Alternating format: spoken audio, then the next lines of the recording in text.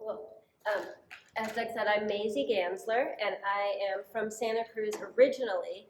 It's very fun to be in this building specifically. It's a full circle moment because I decided that I wanted to be a hotel manager when I was about 9 years old. And when I was 12, I thought I should do an informational interview with a hotel manager to learn more about my chosen industry. It wasn't a school project, it was just something that I felt was important to my career development at 12. And so I found the biggest hotel I could, which was the Holiday Inn, which was this building. This was the Holiday Inn. And I interviewed the GM, his name was Dietrich Ponke. And it was great that he gave me the time. I wore a big hat because it was the 80s. I don't know why I thought a hat was necessary, but I did. And I've looked for him online, and I can't find him. So if anybody ever crosses paths with Dietrich Ponke, who was the GM of this Holiday Inn, I'd like to tell him that it all turned out okay. And that he was nice to take some time with a young person. As far as my favorite place to travel, I like to travel a lot, which you'll see one slide on that a little bit later. But maybe Vietnam. It's hard to pick, but I really love Vietnamese food. So Vietnam has been a great place to visit.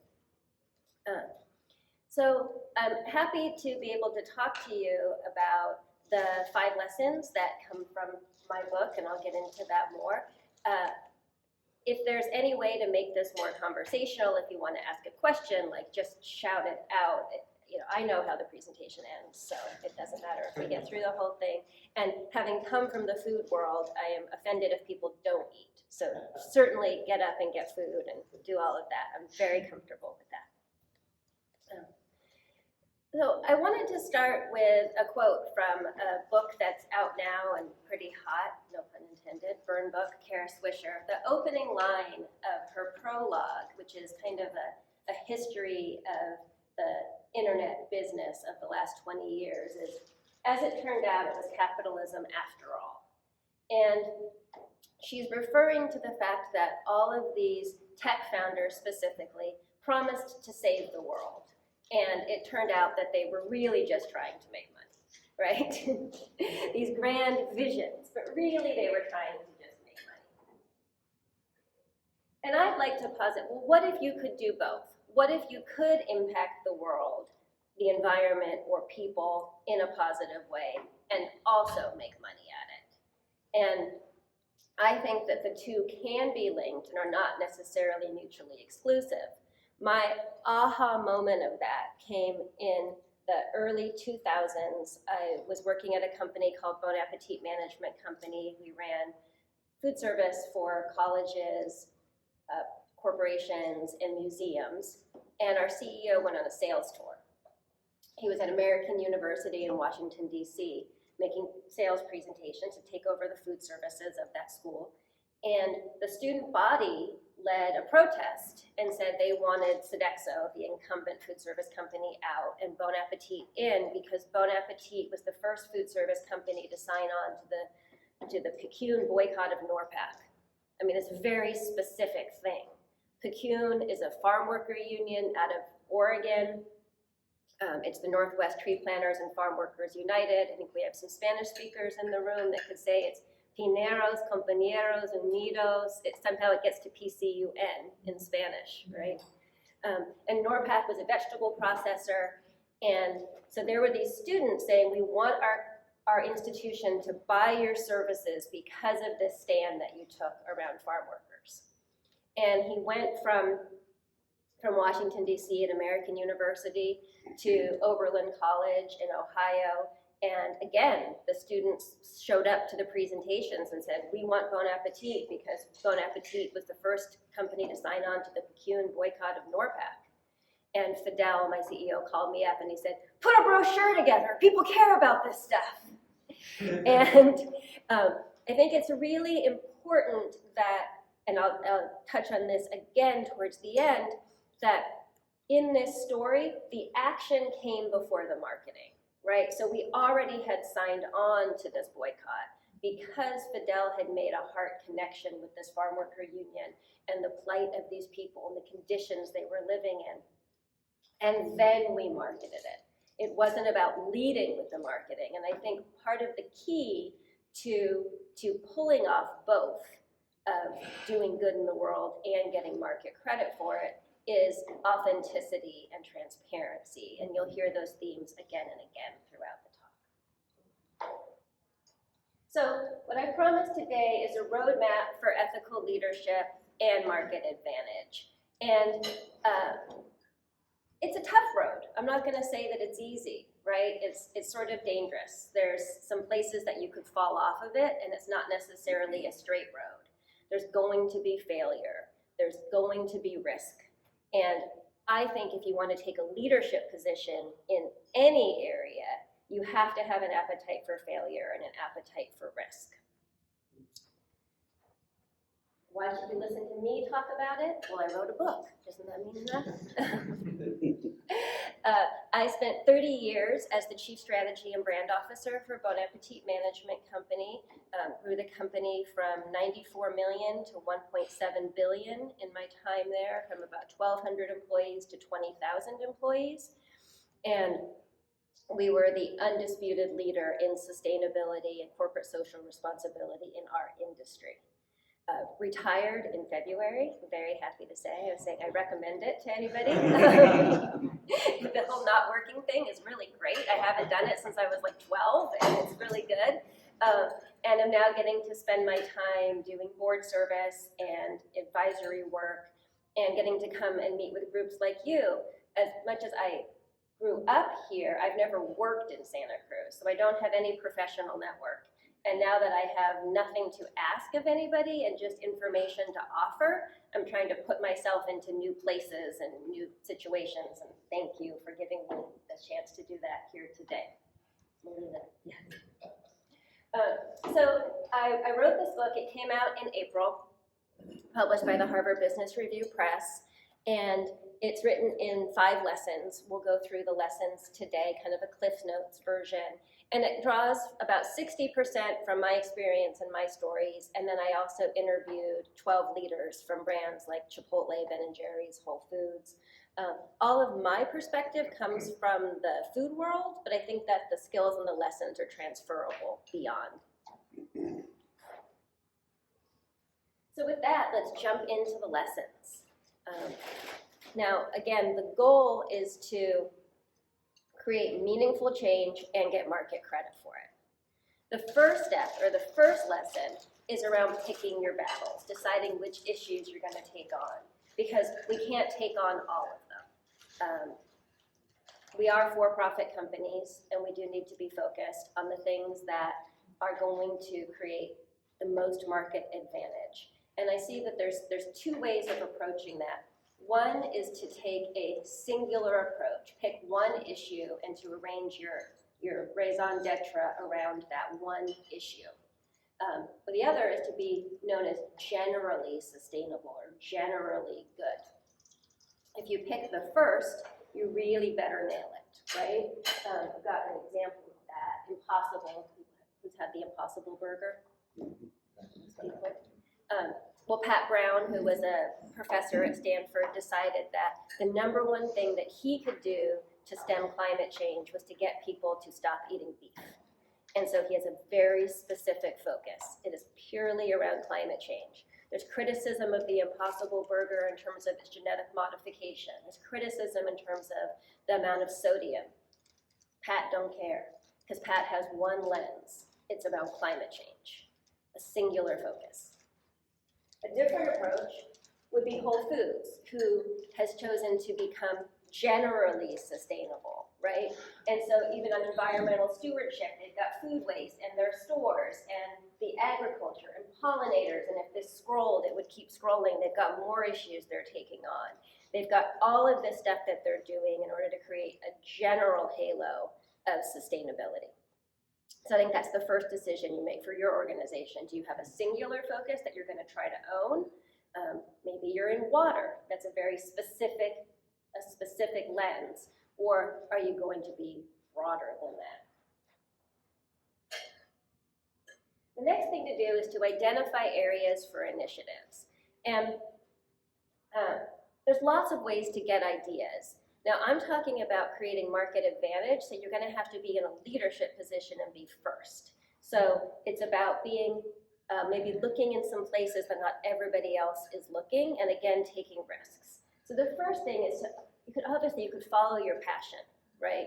That's often what gets us into this area. But I want you to think about is your passion marketable? And that's where the title of my book comes from. You can't market manure at lunchtime. That same CEO, Fidel, that was traveling the country selling business based on a union boycott, it turned out, got really fired up at one point about manure lagoons. In industrial hog production, you get 5,000 sows in one facility all doing their business, and that all gets captured into a pond or a manure lagoon, and then is often sprayed on nearby fields as a way of getting rid of it. And in addition to lots of environmental problems and lots of water issues, it also creates issues for the families that live nearby. The children have higher incidence of asthma, you get more lung cancer. I mean, it doesn't take a rocket scientist to figure out that if you're spraying shit in the air and people are inhaling it, then maybe it's not the best for our health, right? And so Fidel was super fired up about this, and we met with the country's largest pork producer, Smithfield, and Fidel was yelling at them, and I was like, go on, like, we're gonna do something about this. We're gonna think the manure lagoons, this is great, this is part of why I work for this company, we're making real change. And I thought, how am I gonna market this? Because you can't really talk about manure at lunchtime. Nobody wants to like talk about the shit when they're buying a BLT, right? And it doesn't mean that we shouldn't do the manure thing. It meant that we had to look at different angles and ways to talk about it. So your personal passion you should do, but you have to also keep in mind that is that going to create a market advantage for me, and how do I spin it to do so? Talk to advocates.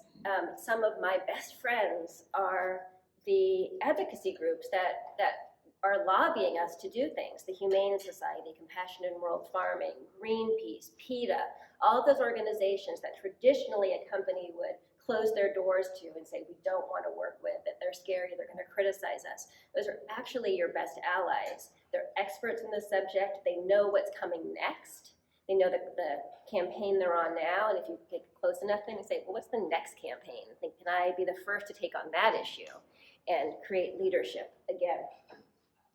Your competitors, look at what they're doing or what they're not doing, of course, obviously, and your customers. A very particular subset of your customers, those customers that are fringy, those customers that are way out there, those customers that are a little kooky. Because if you wait for your regular customer, for your mainstream customer to ask for something, it's too late. You won't be out ahead. You've got to look at those. In my world, it was college students, and not just college students, but probably the vegan college students, right? The ones that are the most ahead. The things that they ask for today become very mainstream tomorrow. The college student of today is the Google employee of tomorrow if you're in a services business as we were. So talking to those really far out there customers. And then I say, go out into the world. You asked about travel, and I think that travel is key to learning and being at the forefront of things. Go to random conferences, not just the ones for your industry. Go to your suppliers' conferences. I spent a lot of time at ag conferences, not understanding everything, but trying to get what the language was about and figure out what issues they're wrestling with. And can I help solve those? This is my trip-it from 1999, because of course with COVID I stopped traveling. And I spent a lot of time traveling, right? It doesn't show the carbon footprint. I didn't delete it. It's just not there. But it wasn't pretty, I'm sure I'll tell you that. Now, is all of this business travel? No. A lot of it's vacation, right? But that, for me, is often one and the same. So, for example, I took a vacation to Sri Lanka, and this is a picture I took. I went on a hike, and we went through tea plantations, and I saw these women. It's raining. That's why she's got that blue tarp on her head. And she's picking tea by hand, she's putting it into a bag, and then carrying these huge bags of tea on their head, miles, where I'm like hiking for fun. She's lugging tea around. And I started to talk to people about it, and lo and behold, by the time I came home from that vacation, we had committed to being the first company to sell only fair trade tea nationwide. Because I had had this experience, right? Because I had seen people firsthand, I had seen the difference in the fair trade farms, and I said, we can do this. No. Was it easy to do? No. Was everybody thrilled? No, because it increased costs. And I think we're disingenuous to talk about these issues without talking about cost. But I firmly believe that if you do this right, that you can drive revenues. And that's the story with Fidel and American University and Oberlin. He picked up about $7 million in business in those 2 trips. At that point, we were about maybe 150 million in revenue, so 7 million of a pickup was nice. I still take 7 million of a pickup. And it's about figuring out how to sell that sustainability story to your customers, but maybe also to your other stakeholders, your employees, your investors, your leadership team, like that, as a true business win, not as philanthropy. So now you're gonna have all these ideas, and you gotta keep track of them. We created what we called internally a core matrix. It stands for circular responsibility. I'll explain that a little bit later. And I'm gonna show you our really high-tech tracking systems. So this is our core matrix. It's an Excel spreadsheet, right? I mean, there's a lot of people that are gonna wanna sell you sustainability tracking systems, and when you get into certain regulatory things about carbon and stuff, then yes, you do need a more sophisticated system at some level, but at the beginning, you just make a list, right? And it's red, yellow, and green. So the green are the commitments that we've made publicly, the things that are actually out in the marketplace. The yellow are things that we're actively working on, and the red is the stuff that we're stuck on. Either it's too expensive, or I've got no idea how to do it, or just some crazy idea I came across, and you stick it down there. And it's obvious that you want your green list to be long. You want your public commitments to be long. But you really need to keep working on that yellow and that red list. The stuff that's actively happening in yellow becomes the greens, right? And if you don't keep your red list full, if you're not out in the world looking for new ideas and thinking of the wackiest thing possible, then you are not going to have that leadership position. So you need a really strong red list. And you need to pull this out on a regular basis, because it turns out, super unfortunately, the green things wind up falling back into the yellow. Just when you think you've got it figured out, I don't know, a global pandemic hits, or in my world, avian flu, or, and all of a sudden the things that have seemed like they've been solved for years are no longer solved. So a real active conversation with this very sophisticated tracking tool. Equally sophisticated, you track what your competitors are doing, right? So this is gonna be part of your sales tool to whoever you're selling. And sometimes you're selling down. If we've got CEOs here, then you've got to convince your own staff that these are the important things to do. And so you always keep a list of how you stack up against your competitors in terms of public commitments, in terms of how it's described on your website or their website. So maybe you know a lot more about yourself than you can find publicly, but if you track what's public, you see how the world views you. So another sophisticated tracking tool. We were this one, obviously. These two companies, Compass and Chartwells, Compass was actually our parent company and Chartwells was a sister company. But I tracked them too, because even though we're not technically competing against them, if we want to be seen as the market leader, that even includes the companies that are owned by the same company that we are owned by. I'm going to move on to lesson 2. I said this could be a conversation. I'm just talking. So I will take a breath if anybody has a comment or a question. Yes? Are you familiar with sustainable brands? I am. You know what they say in the skis? I had coffee, I was hesitating, I really only drink tea, with her yesterday. Yes. Yeah. So she lives in town locally also and has a book called Brands with Purpose? Yep. Yeah, so we met yesterday. There's 2 of us in town that wrote books about this. Yeah. You're both sustainable. We're both working on it. I would say that sustainability is a future goal that we never quite reach, right? We're always working towards it, but nothing is truly sustainable today. Anything I else? just have a question. Yeah. You might talk about this a little bit later, but do you have like takes on B Corporation certification or 1% of the planet, those types of things?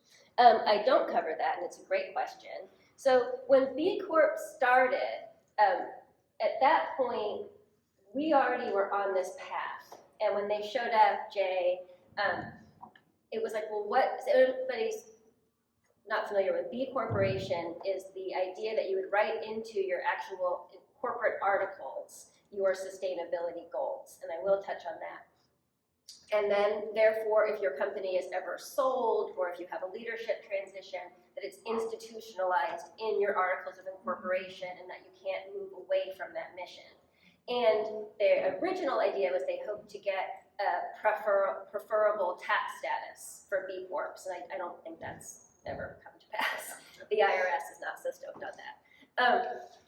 And there's a fee, of course, to become a B Corp. So when they first approached us, it was like, well, why pay you to say this thing that we're already the market leader on? I would feel differently with a startup today, where a B Corp is a more known thing and there's bigger companies.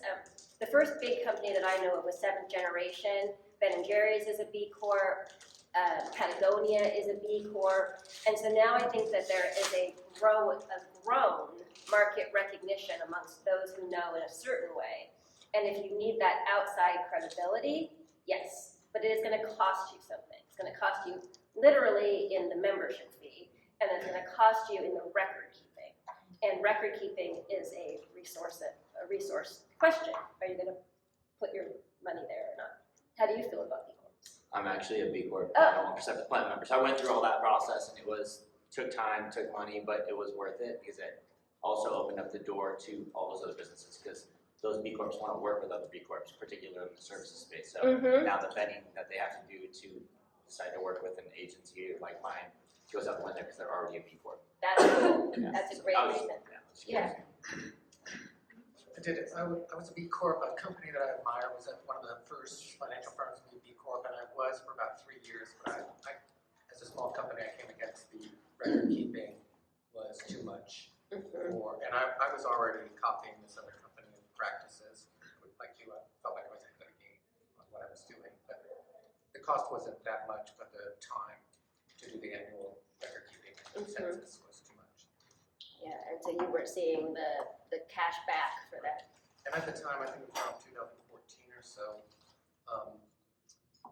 there wasn't recognition of it as a benefit in my business. We went through an acquisition, and then it became like, do we want to raise the flag with Compass Group that we're going to write all this stuff into our articles of incorporation, or do we want to just quietly keep doing these things and hope they don't notice, because as long as we're hitting our numbers, then maybe they don't care what we're doing. But if you start saying you have to rewrite the articles of incorporation, it's tough. I'm very new to this, so I wanted to ask you, did you say B Corp? B, yeah, like A, B. Got Like it. I said, like an S Corp or And a that C stands Corp, for a green business. a benefit corporation.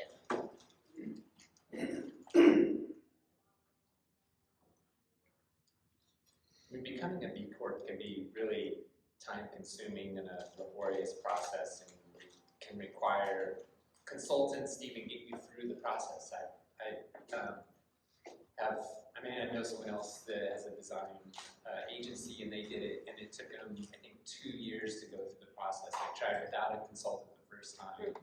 The second time they got a consultant, and they did pass, but it was like a multi-year journey for them. And they're small, so it's really expensive for them to do. But they, like you said, it creates this whole ecosystem of other companies that want to work with you, because all your missions are lining up, and it's a differentiator essentially. Right. And so we've got, just within this room, an example of one felt it was worth it and one that felt that the paperwork wasn't worth it. So something to look into for sure. Yeah. But I would say that the membership fee is probably the smaller of the costs in doing it. Yeah. So lesson 2, and this kind of gets a little bit at that B Corp idea, is maybe you should rewrite your dream. And that comes from, at Bon Appétit, we didn't have a mission statement, we had a dream. And after Fidel came back from that sales trip, he said, put this brochure together, put a brochure together. And I tried to put a brochure together, and he said, it's not enough, it's not enough. I don't want sustainability over here, I want it everywhere. I don't want it over here, I want it everywhere. I said, well, if you want it everywhere, if you really want it to be our market differentiator, then it has to be written into the dream, into our corporate mission. And that was a pretty scary thing to say, because he had written this dream in 1987 and was like, very proud of it. And to say, like, the thing you based your whole company on, we got to rewrite. But he actually eventually agreed with me, and we rewrote our dream. So our dream had been to be the premier food service company known for its culinary expertise and its commitment and its outstanding customer service. And I argued that outstanding customer service was kind of like a little bit milquetoast, and like what brands ever really made it on outstanding customer service. Nordstrom's in the old days, Ritz-Carlton maybe, but not a lot. And that, to be honest, we weren't really doing anything that was that exemplary in customer service. And so we became the premier on-site restaurant company known for its culinary expertise and its commitment to socially responsible practices. We didn't even have sustainability as a word. This was like 2004. And so we rewrote the dream.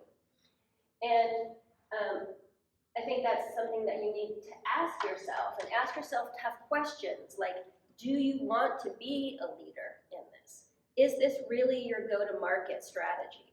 Because it is going to involve putting yourself out there, and some would say putting a target on your back. It is going to involve some expense, be it record keeping or product cost or employee training, or I would say all of the above. And do you see that there's going to be a market for this? If the answer is no, it doesn't mean you shouldn't do a bunch of these things. It means that you think about them in a different way, not as your market advantage. Maybe your place is that you are the low-cost leader in the market. And that's okay. There's nothing wrong with being the value player. But if that's your go-to-market, be honest with yourself and say that, while we are going to do some things around sustainability, we're probably not going to do enough to be true leaders. It's very hard to be the lowest cost provider. We always said at Bon Appétit, we weren't necessarily the most expensive, but we were never the least expensive. And in most cases, we were the most expensive. Interestingly, not in terms of product costs, but in terms of labor. It takes more people with higher skills to cook food from scratch in a socially responsible manner than processed food. I'm sure when you're dealing with the wellness issues, you face that, the time that it takes even at your home to cook healthy food versus processed foods. So ask yourself those tough questions, and ask everybody on your leadership team and on your operations team. Because if everybody doesn't agree that this is what you want to do, you are not going to be successful. Have the honest conversation. And then write sustainability into your mission. I told you how Bon Appétit did it. Here's Chipotle's, right? It is integral into who they are as a company. Now you put that dream everywhere. Fidel wanted the dream everywhere, and we put it everywhere. And what that looked like for us was, we did a national roadshow, had never done one before, went to every single region and looked our chefs and managers in the eye and said, this is what the company is about. These are the values. Here's how we're going to live them. Fidel said, go out and find small farmers. And then he also said, there's a business piece of this. We were a services company, right? So he said, if you were buying from all these people in the community, how is the client ever going to get rid of you?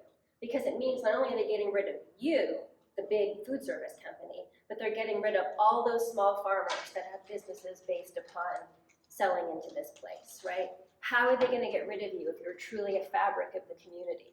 So there was a values piece there, absolutely. And for us, it really started with flavor, around the taste of the food, what it did to our product. But then how does it ensure your longevity as a service provider as well? Now, you've done this big like road show, and we printed up copies of the dream, we put them everywhere. And I was at Intel once, and 2 of the employees had memorized the dream. It's actually longer than I just quoted it, she's another paragraph, and they like rapped it to me, which I will not do for you. And I thought, well, this is it. When you've got employees, like hourly employees in a location, this was a New Mexico location, far away from your corporate headquarters, that are like rapping your mission statement to you, then you've gotten it into the culture. Then it is everywhere. But is it everywhere from a pretty standpoint, or is it everywhere throughout all of your systems? And in order for this to be truly authentic, it needs to be everywhere in your systems. And what I mean by that is your compensation strategy. Are people rewarded for meeting your sustainability goals, or DEI, or whatever it is that you're after? Or are they rewarded for lowest cost or biggest sale? Is it written into your employee handbooks? We started all of our handbooks with the dream. Is it part of the orientation? Is it part of the performance appraisal process? Is it part of your communication strategy? We had an employee newsletter, we called it the 110 pages full color Cerulean magazine, full of stories about our chefs working with small farmers. Nothing in there about cost savings, nothing in there about anything financial, always about the product and how it was enhanced by these providers. And that creates soft power. If you wanted to get close to one of the C-level executives, tell us a story about a farmer. Tell us a story about a community garden. That is what we got. We got soft power in the company for. When you do awards, is it based on this? Your accounts payable system, all the really non-sexy stuff. In a big company like ours, and a wholly owned subsidiary of the world's largest food service company, if you are a non-contracted supplier, you get paid in 180 days. So give me your product today, I'll pay you 180 days from now. Well, how many small suppliers, be they a small farmer or a diverse business, can float you that credit of 180 days, right? That's a system out of alignment with the mission, with the dream. So we created a separate portal for what we call farm to fork suppliers with a separate registration process where they could get paid in between 7 and 30 days. They have different insurance requirements. Looking at all of the hurdles there were to doing business with us by a small company, and created a separate system for them for about 20% of our supply chain. So that's what I mean by aligning your systems all the way through. That's lesson 2. Comments? Lesson 2? Questions? Do you offer any metrics in your book for this? Well, we will get to setting targets. So we had a target that 20% of our spend went to what we call enrolled farm to fork suppliers. And then we defined enrolled, and well, that's what we're gonna talk about right now. Thank you for leading me right into that, yeah. Yeah, anything else? So, you've got to make meaningful change, right? If you want, again, to get credit for something, you've got to do something to get credit for it. Something real, or else we're talking about greenwashing, and just putting together a brochure is not gonna get you far if there hasn't been a real action behind it. And for us, where this work started was what we called a crisis of flavor on the plate, that food didn't taste the way food used to taste. If you grew up in an area that had growing, I grew up here, or some people came from the East Coast, used to be like you could go and take a tomato off of a vine and like bite into it like an apple, right? And it was juicy and delicious, and how many people would walk into Safeway and take a tomato and bite into it like an apple? Like, somehow food didn't taste the way food used to taste. And this was in the 90s when we had this awakening. Now this all seems obvious, but then we learned that food was being bred to travel. It wasn't being bred for taste, and it wasn't being bred for flavor. It was being bred to travel well, sit on a shelf, look pretty, right? Because before there were farmers markets everywhere and all that. And so for us, this commitment to local food was at first a culinary act, not a political one. When we realized the power that we had in our purchasing, we started to wield it in a different way. But first it started with flavor for us. And so it was about supporting small local businesses that were growing biodiverse products in a different way. That was our purpose. Now, there's lots of other purposes that are still in the sustainability world. One of the people I talked to for the book was Gary Hirschberg, the founder of Stonyfield Organic. And for him, sustainability started with pesticide reduction. And so for him, the most important indicator is organic. And that means buying sugar from Brazil because they have a large production of organic sugar cane. At Bon Appétit, we would never buy sugar from Brazil. It goes against our ethos of small and local. For him, his is around organic. Both are great, but you need to understand your purpose before you set your goals and your metrics so that you're getting at the right thing, right? What's your why behind the action? And define your terms and your parameters. So I said ours was around local. I happen to be here, we all are. We set our local as 150 miles. That's become the de facto definition of local, but it didn't exist when we started, so we made it up. Thought it was about an easy day's drive for a farmer. I'm here, we're within 150 miles of Salinas Valley, where 50% of the produce for the country is grown. That is not what we meant by local, right? Even though it is technically local, right? It's less than 150 miles. We wanted that small biodiverse farm. So we said 150 miles, a distance measure, but also owner-operated and under $5 million in revenue. So we're getting at a very specific type of supplier. We had to have that conversation again and again as different suppliers came forward and we go, does that feel like farm to fork? Like this person meets the guidelines, but they don't feel like farm to fork. Or this person doesn't meet the guidelines, but it sure does feel like farm to fork. And I would always say, the great thing is that there are terms and our parameters, so we can change them. As long as we're transparent about it, they're all rules. So if you outgrow them, change them or break them, right? We work with a lot of small coffee companies and they start to get larger. And then we'd say, is this still a small local coffee vendor? If it goes over $5 million in revenue, kick them out of the program? Probably not. But when they start being in Northern California and LA and Asia, that's not that small local guy anymore. That's not what we're after, or gal. So define, but keep that an active conversation.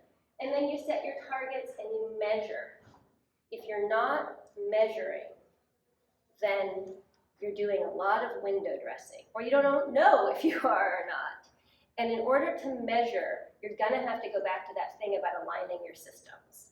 Because then things like your accounts payable system and that lame tracking sheet that I showed you is not good enough anymore. Now it becomes, what can you actually flag? For example, we, like many companies in the wake of George Floyd's murder, made a commitment around DEI suppliers. Turned out we didn't have a way to track it. There's nowhere in the system to put a flag that says minority owned. Or did we capture the information, first of all, to see if anybody was minority owned? So we created a spreadsheet, we could do it manually. But that's a really lousy way to do something at the scale that we were when we had thousands and thousands of suppliers. To ask somebody to manually go through and count DEI spend means it doesn't happen very often if you can't get good reporting on it. And so the first thing we should have done is say, how do we build the system to track before we even make the promise? Once you've made the promise, if you can't track it, it's kind of bullshit, you know? You're not gonna get that authentic change. I'm gonna get into the part where we all screw it up. Any questions on the measurement and the tracking part? Because you're gonna screw it up, I promise you. I sure did. Okay. So if you're taking a leadership position, you're gonna be first, you're gonna go farthest, you're gonna screw up. And first I would ask yourself, when you set those targets, how okay are you with failing? Because you're gonna set your targets differently based upon that. For some companies, failure is really, really bad. Culturally, it's bad. Or you're in a regulatory environment where you really have to live up to the things that you promise. And then you're gonna set targets that you know how to achieve, and you're going to achieve them, and then you're going to celebrate achievement and move forward, move the target out a little bit. In some companies, you do the big, hairy, audacious goal, a la Jim Collins. You shoot for the stars. You put a target out there that you have no idea how you're gonna get to, and you work like hell, and you don't achieve it, and you declare success anyway. Because you got 80% of the way there, and that was farther than you even knew how to do in the first place. I worked for one of those companies. I worked for the CEO that was like, we can do anything tomorrow. And I was the one going, no, no, no, we can't. We don't know how to do it. I'm like, okay, we'll try to figure it out. So what's your personal appetite for failure, and how do your customers view failure? Are your customers gonna give you credit for having taken the big swing and learned a lot, or your customers gonna focus on that report where it says down at the bottom that you didn't get there? So you decide on your appetite for failure. But either way, you're going to fail. I promise you, you're gonna fall short because this stuff's hard and things change and costs go up and you're gonna fail. So my first lesson around what to do when that happens, and it will happen, is to get into the weeds. You need to wade in and understand exactly how you failed, when you failed, why you failed, and name it. I've got some examples of this gone wrong. So this is an Instagram live by a butcher out of a company called Belcampo in Santa Monica. There was one in Palo Alto, if anybody's been there. Belcampo promised that all of their food came from their own ranch. And then this employee, Evan, who was not an influencer, this was not like, I can't even name an influencer, I'm not that cool, but he wasn't one. He put up this Instagram live saying what he's literally saying is this is all bullshit. There's a lot of cursing in it. And saying that this is not, what they're saying isn't true. And he's pretty sympathetic because he's apologizing to start, right? And then he's saying he had to work there because he was hurt. And he said, and it goes on, and it got 30,000 views. This is a guy that had no followers. And it got 30,000 views. And if you fast forward through the story of Belcampo's gone. They didn't make it through this. It got picked up by the LA Times, by Eater, by The Guardian. It went global that they were not meeting their commitments. And the company eventually folded. Within a year, they folded. Well, they did their own research, the LA Times, and they were not meeting their standards 6% of the time. In other words, they were doing it right 94% of the time. And anybody who works in sustainability, myself definitely included, would throw a party at 94% success. It's hard. 94 is a huge win. But because the leadership team at Belcampo wasn't in the weeds and didn't understand what was happening and let the whistle be blown by Evan, it took down the company when it should have been a point of pride. I mentioned that things fall out of that green list, avian flu. Sometimes we didn't meet our own standards. Now I had purchasing reports that told me that on a monthly basis. I built a dashboard into our menu management system so everybody could see it. And every time we had a problem with supply chain, we put a sign up saying today the beef is not from Humane Certified, It's a pain in the ass. But every time we put up one of those signs, we were really aware that we were not meeting our standards. Everybody was, the person who made the sign and the this and the that. We were in the weeds on it. If Anya, who is the head of Belcampo, had to make a sign every time the 6% happened, then Evan would have had nothing to call her on. One of the things he talks about in the video, we've got some meats coming from Tasmania, which is just insane. I don't even know if they'd had their systems aligned, how he could even be buying meat from Tasmania. But they also were selling meat from Mary's Chicken and from pasture-raised birds, which are places that most people would be very proud to have their meat come from, but it didn't meet the promise that they had had. So it took down the company. So don't promise perfection, because again, you're not going to hit it. Here's another one.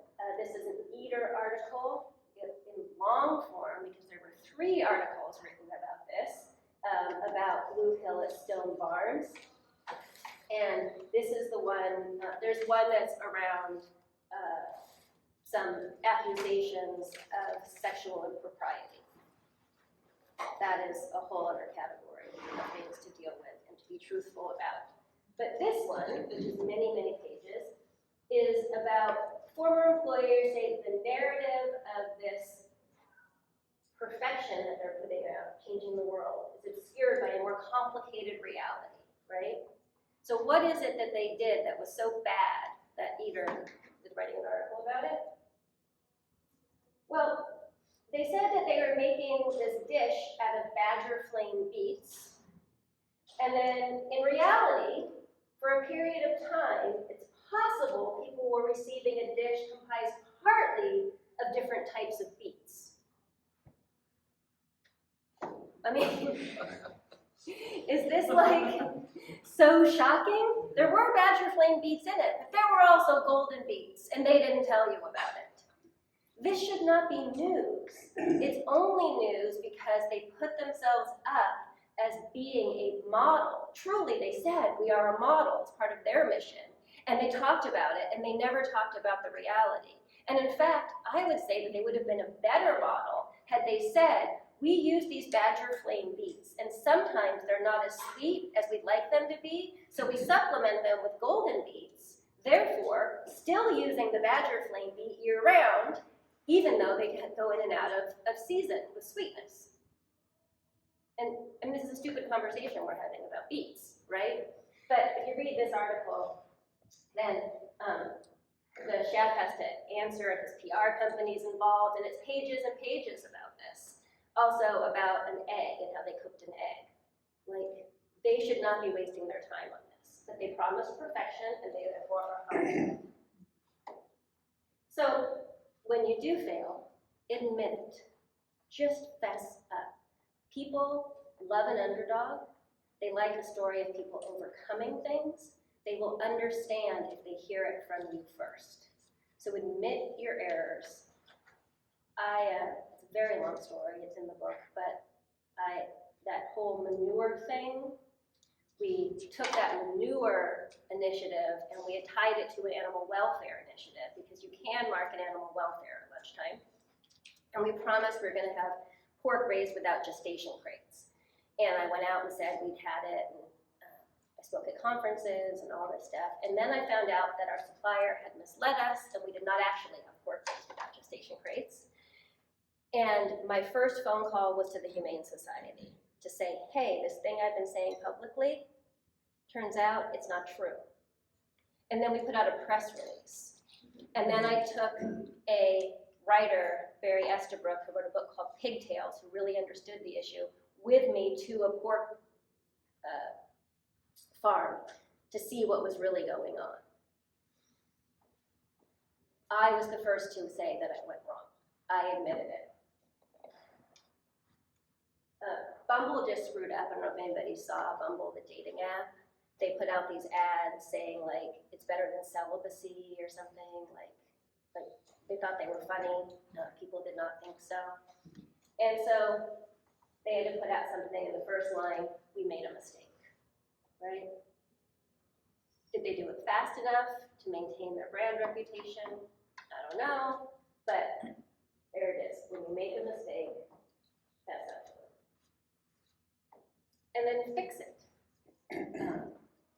There's I guess I'm bookending things with Kara Swisher and Prof G, her podcast partner, Scott Galloway. He's kind of a popular pundit. And he talks about, he's a professor at NYU, that when something goes wrong, there's 3 steps. top guy or gal, acknowledge the problem, top guy or gal takes responsibility, and overcorrect. You get through those three things, your brand's gonna be okay. So here's an example. An article came out, the Associated Press, around slavery in the shrimp industry and in relation to a specific certification, the Good Aquaculture Practices certification. How did I find out about the article? I got an email from BAP. So the certification who's named in the article, the first day the article came out, sent an email to all of their customers personally to say, hey, this thing just broke, and here's what's going on. And they put something up on their website about it, so acknowledge the issue. Then top guy or gal takes responsibility, so a few days later, their CEO is talking about it, and overcorrect. As of April, here's what they're doing. It's all one page, so you can see it's being updated on the website publicly. And we are staying in with BAP. We have not walked away from them. I had a meeting with a seafood NGO on Monday. Said, what are you gonna do about this BAP thing? You know, are you gonna criticize them publicly? And they said, no, as long as they keep moving forward and trying to fix it, we're not gonna take aim at them. Now, if they stop, we will. But right now, we're still on the same side, right? Questions on failing? Anybody else screwed up as many times as I have? It's gonna happen. Okay, so the final lesson is about telling your story. And as I said at the beginning, with that story about Fidel saying, put a brochure together, we've done all these things before the brochure came out. So telling your story is the last piece. And you do want to do it, because again, we're doing this stuff to get market advantage, but you have to have had real change. You have to have your systems aligned. You have to have all your ducks in a row before you talk about something publicly. So the last thing is to tell your story. And the first piece of that is to get your story straight. When we're talking about sustainability, there's a lot of words, a lot of scientific terms, a lot of things that are easy to misstate, intentionally or unintentionally. And you have to understand your story. And not just you, but everybody that's telling your story, including, maybe most importantly, your frontline workers. Do they understand your story? And can they tell it? Because as soon as somebody mistells it, you've lost all the benefit of all that work you've done. I was at a restaurant recently, and somebody I was with ordered a chicken dish, and it came, and it was huge, like huge chicken breast. And we all went, wow. And the server said, oh, don't worry, we don't buy any chicken that's pumped up with hormones. And I thought to myself, well, that's great, because the USDA doesn't allow hormones in the production of chicken in the US. So it's good that you're not doing it, because that would be illegal. And then I was thinking that, and then somebody's like, oh, antibiotics. And I was like, well, it's not actually the antibiotics that make the chicken breast grow, it's actually the genetics of the chicken. And I have a whole long explanation of that in the book if you don't know about the genetics of chickens. The book's more interesting than that, I promise. But as soon as that guy said, we don't use chickens that have been pumped up with hormones, I then didn't believe him about what he said about the seafood being sustainable. I didn't believe him. I wasn't listening to other things he was saying, because I was in my mind congratulating myself on knowing more than he did.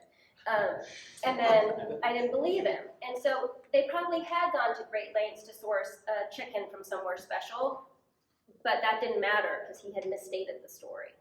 So everybody has to understand the story. After we did that roadshow, I then went across the country multiple times, bringing all of our senior management together to talk about the science behind our sustainability initiatives. They understood the why, and making them get up in front of each other and give talks about it. And that was really hard. People don't like to do public speaking, even in groups like this. I had one man cry. It was really hard, but it not only gave people information they need to make them practice, it also gave me, as the Chief Strategy and Brand Officer, the knowledge of who I shouldn't put up in front of a group to talk about these things. And the guy who cried, who was a fantastic operator, was not my man to go out and do public speaking. That was clear, right? Not for his benefit or mine, right? Now, to get that story out there, though, you're gonna have to find tension. It turns out like good company does good things is not an interesting story. So you've created your brand around sustainability with all the great things you're doing around DEI or whatever it is. You need to admit some faults. You need to talk about some bad things. I said people love a underdog story. They love people overcoming things. They want to know the warts. That makes something interesting and sticky.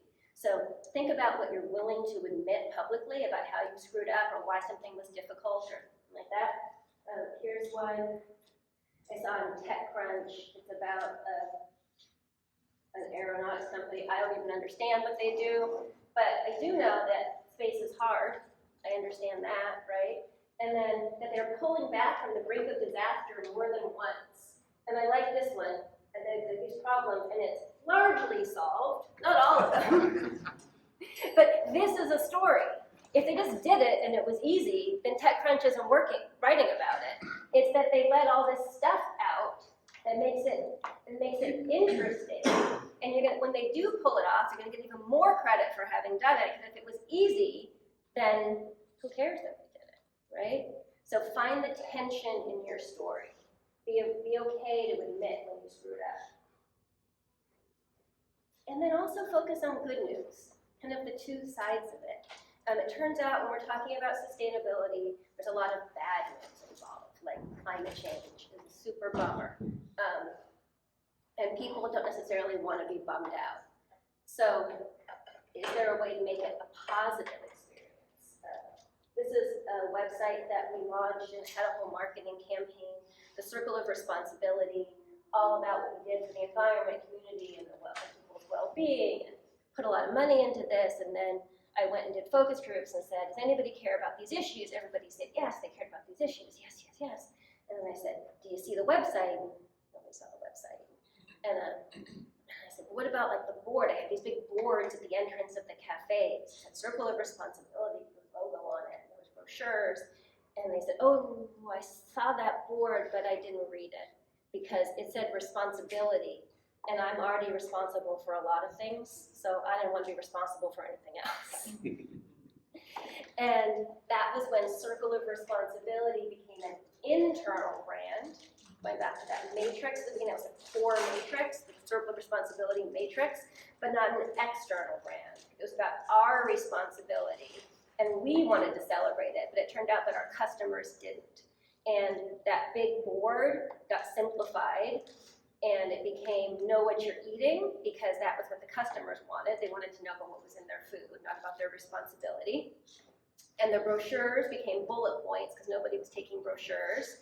And then over the years, they eventually got simplified all the way down to a banner with like a really pretty statement, like fresh and local.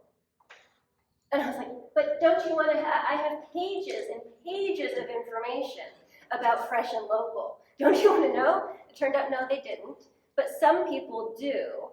And so how do you balance that storytelling so that you've got the information for both, not just the encyclopedic version, and not just the broad version, but both.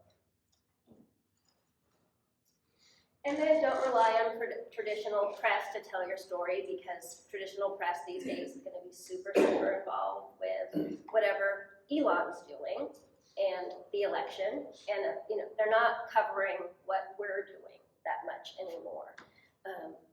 And so how do you get your story out if it's not, it used to be that you knew the writer at the Wall Street Journal that was on your beat and da-da-da-da-da. Well, now there's not even a writer at the Wall Street Journal that's fully dedicated to food in the same way, so how do you do that? And it's going to be, again, about showing your warts and making your story interesting, and you can find places for it in those allies. So like this is a report put out by the World Animal Protection Group, and it's about gestation crates and pork.